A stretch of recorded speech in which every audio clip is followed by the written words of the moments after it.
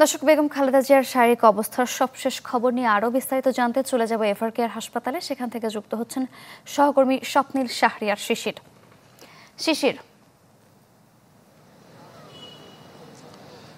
শারিকা, গতকালকে বেগম খালেদা জিয়ার চিকিৎসায় যে মেডিকেল বোর্ড গঠিত হয়েছে, সেই মেডিকেল বোর্ড একটি সিদ্ধান্ত নেয় এবং সেই সিদ্ধান্তের পরিপ্রেক্ষিতে কিন্তু গতকাল এন্ডোস্কোপি সম্পন্ন করা হয় এবং পরবর্তীতে এপিসি প্রযুক্তির সহায়তায় সাবেক প্রধানমন্ত্রী এবং বিএনপি চেয়ারপারসন বেগম খালেদা জিয়া তার যে অভ্যন্তরীণ রক্তপাত সেটি কিন্তু বন্ধ করা সম্ভব হয়। মূলত পুত্রবধূ ডাক্তার জোবায়দা রহমান তিনি লন্ডন থেকে আসার পরে এই মেডিকেল বোর্ডের বৈঠকটি হয় এবং সেখানেই এই এন্ডোস্কোপি এবং অন্যান্য যে চিকিৎসা পদ্ধতি প্রয়োগ করার সিদ্ধান্ত সেটি কিন্তু গৃহীত হয়।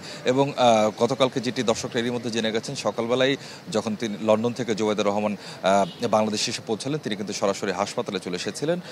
পরবর্তীতে হাসপাতালে দীর্ঘক্ষণ অবস্থান করার পরে তিনি ধানমন্ডিতে তার পৈতৃক বাসভবনে যান এবং ফের রাতে তিনি আবার নায়াসিনামাইড ও স্যালিসাইলিক সমৃদ্ধ লিলি ফেস ওয়াশ, যা ফেসের ডেড স্কিন সেল দূর করে দেয় দ্বিগুণ ফাস্টার ব্রাইটেনিং। রাত 8:30টার পরে তিনি এভারকেয়ার হাসপাতালে আসেন এবং প্রায় 11:30 পর্যন্ত কিন্তু তিনি হাসপাতালে বেগম খালেদা জিয়ার চিকিৎসার সার্বিক যে তত্ত্বাবধান, সেই তত্ত্বাবধানের কাজটি কিন্তু তিনি করেছেন।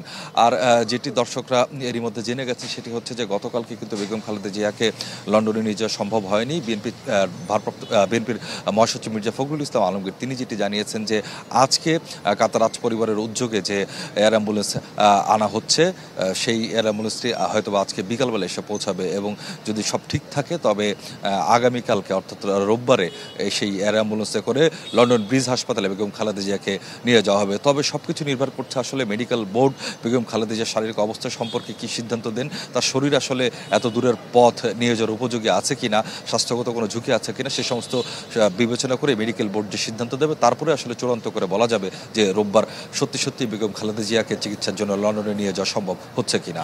শারিকা, শিশির, ধন্যবাদ আপনাকে।